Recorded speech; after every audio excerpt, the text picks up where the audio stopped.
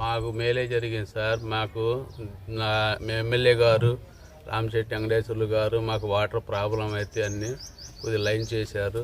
మాకు మళ్ళా కూడా అట్టే ఉండాలా, మాకు అట్నే జరగాల. మాకు కొద్దిగా ఇళ్ళ వెనక కొద్దిగా ప్లాట్ స్థలాలు కొన్ని ఉంటే కొద్దిగా ఒక 5 ఫీట్లు 6 ఫీట్లు ఉంటే అవి కూడా ఎమ్మెల్యే గారు ఆనెస్ట్ పూర్తిగా ప్రేమగా మాకు అందించారు. మాకు కౌన్సిలర్ గారు మంచిగా చేశారు. వార్డు వారంటీలు కూడా మంచిగానే చేస్తారు. రాజశేఖర రెడ్డి గారు వచ్చిన హయాం నుంచే మాకు పర్సెంటేజ్ పెరిగింది. రేషన్ కార్డులు లేని వారికి రేషన్ కార్డులు ఇచ్చారు. అన్ని పథకాలు లైన్లో పెట్టారు. ఆరోగ్యశ్రీ కూడా నడిపించారు. అందువల్ల ఆయనకెళ్ళి ఆయన ద్వారాగా ఆయన కొడుకుని మేము ఎంచుకోవాలని చెప్పి మేము ఆయన్ని ముఖ్యమంత్రిగా చేసుకున్నాం. మళ్ళా చేసుకోవాలని అదే ఆలోచిస్తాం. పిల్లినేని రామకృష్ణారెడ్డి గారు వాళ్ళ మనస్ఫూర్తిగా మాకు అన్ని పథకాలు, ఇది మసీదులు లేకపోయినా కానీ మసీదులు కొన్నిసార్లు కొత్త ఇప్పించారు స్థలాలు. ఆయన మళ్ళీ పోతే అక్కడ మాకు కబ్రస్థాన్ వీధిగా దగ్గర అంతా మంచిగా చేశారు. అంతకుముందు చెట్లు చేమ గందరగోళం పల్లెరుగాలు దొక్కేవాళ్ళం. అట్లాంటిది మేము ఇప్పుడు మాకు బాగుంది. అంతా కాంపౌండ్ వేసి మొత్తం నీట్గా తయారు చేశారు. కబ్రస్థానికి పోవాలంటే పాతూరుకి ఎక్కడికో వెళ్ళాలి.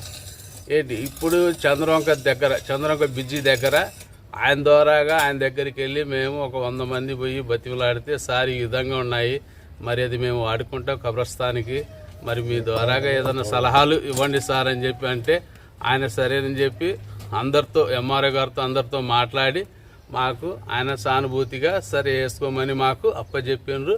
ఆడ ఆర్చి కూడా కట్టించారు సార్.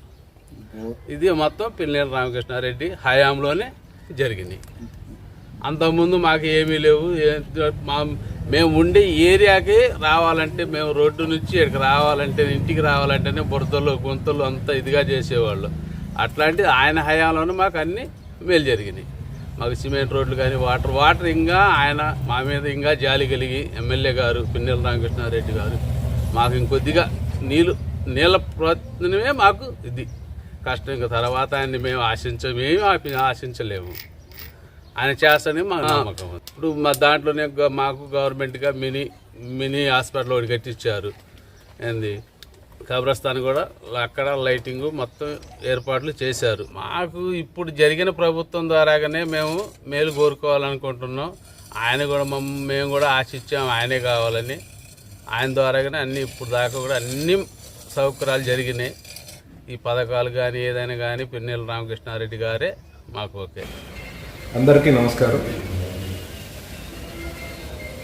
జగన్మోహన్ రెడ్డి ముఖ్యమంత్రి బాధ్యతలు తీసుకున్న దగ్గర నుంచి ఎక్కడా కూడా కులం చూడలేదు, మతం చూడలేదు, ప్రాంతం చూడలేదు, వర్గం చూడలేదు, పార్టీలు చూడలేదు. కులాలకు పార్టీలకి అతీతంగా ప్రతి ఒక్కళ్ళకు కూడా సంక్షేమ కార్యక్రమాల రూపంలో ప్రతి కుటుంబానికి కూడా జగన్మోహన్ రెడ్డి గారి నాయకత్వంలో వైఎస్ఆర్ పార్టీ సహాయం చేసింది. మీ కుటుంబంలో సహాయం అందిందంటేనే తప్పకుండా వైఎస్ఆర్ పార్టీకి ఓటేసి నన్ను మనస్ఫూర్తిగా గెలిపించాలని కోరుతా ఉన్నాను.